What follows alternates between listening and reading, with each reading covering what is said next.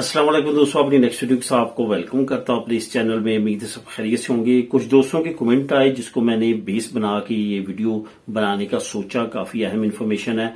यूरोपीय यूनियन का पेंशन कवानीन क्या है, क्या कानून है कि आप यूरोपीय यूनियन में मुख्तलिफ ममालिक में जाके काम करते हैं तो आप उसकी पेंशन कल को किस तरह लेंगे, उसके बारे में यूरोपीय यूनियन ने क्या कानून बनाया है और कौन से मुल्क में क्या कानून चल रहा है, या एक ही कानून है जो कि यूरोपीय यूनियन में आप पे लागू होगा और आपको वो पेंशन मिलेगी। बहुत सारे दोस्त ऐसे हैं जिन्होंने ईयू कार्ड पे डिफरेंट कंट्रीज में जाके काम किया, या बहुत सारे दोस्त ऐसे हैं जिनके पास नेशनैलिटी है स्पेन की, पुर्तगाल की, इटली की या किसी भी यूरोपीय मुल्क की। उन्होंने 5 साल काम किया जर्मनी में, 2 साल काम किया इटली में, 5 साल काम किया स्पेन में, 10 साल काम किया फॉर एग्जाम्पल किसी स्कैंडिनेवियन कंट्री में। तो अब उनकी एज जो है वो पेंशनरी वाली हो चुकी है। तो अब वो पेंशन किस तरह लेंगे, ये एक चीज आपने जहन में रखनी है कि अगर तो यूरोपीय यूनियन के अंदर ही वो ममालिक हैं जहां पे आपने काम किया है तो फिर आपके लिए एक बड़ी अपॉर्चुनिटी ये रखी है यूरोपीय यूनियन ने कि आप यहां पे अभी लास्ट टाइम रह रहे हैं और जहां पे आप रहना चाहते हैं उसी मुल्क में आप इन तमाम ममालिक में जो आपने काम किया है उसकी पेंशन एक ही जगह ले सकते हैं। अब यहां पे एक कानून लागू होता है जो मैं अभी बारीक बीनी के साथ आपको समझाऊंगा ताकि आपको सही समझ आए। फॉर एग्जाम्पल स्पेन में 67 ईयर आपको पेंशन मिलेगी। अब अगर फ्रांस में 68 ईयर है और जर्मनी में अगर 69 ईयर है और इटली में अगर 70 ईयर है तो ये याद रखें कि वो आप 68 पे स्पेन की तो लगवा लेंगे, लेकिन फ्रांस वाली आपकी तभी लगेगी जब आपकी एज जो है वो 68 होगी।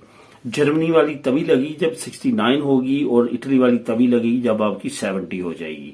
मतलब ये कि लगवा सकते हैं आप एक मुल्क में तमाम पेंशन्स, लेकिन उनकी एज लिमिट वाले कानून को आपने इंडिविजुअली पूरा करना है। वो यूरोपीय यूनियन इकट्ठी आपको लागू करके नहीं देगी।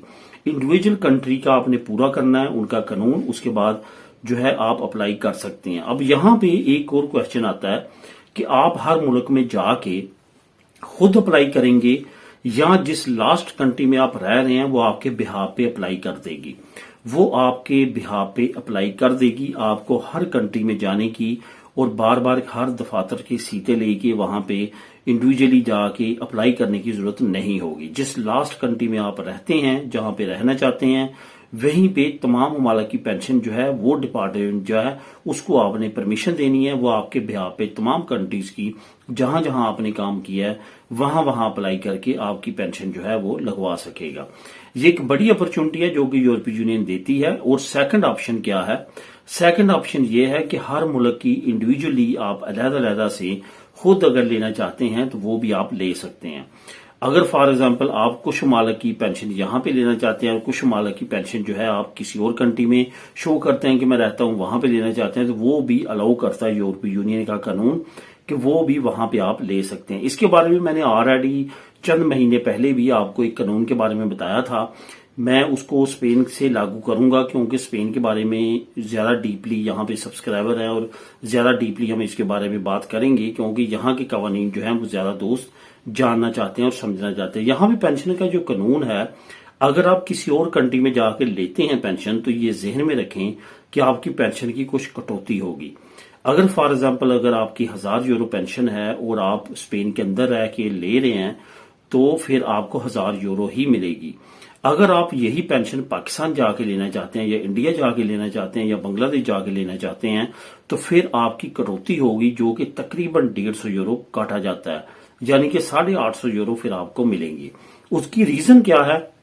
उसकी रीजन ये है कि इनके कुछ डिपार्टमेंट्स ऐसे हैं जो कि आपको मदद करते हैं कि मुल्क के अंदर रह के अगर आप यही रकम खर्च करेंगे तो वो उसमें बोनस ऐड करके आपको पेंशन देते हैं।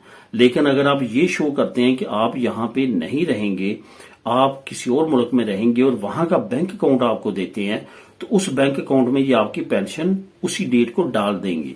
लेकिन वो आपको कम डाली जाएगी, वो तकरीबन 150 यूरो जो है वो आपको कम मिला करेगा। ये स्पेन का कानून है और इसके मुताबिक ये पेंशन देते हैं।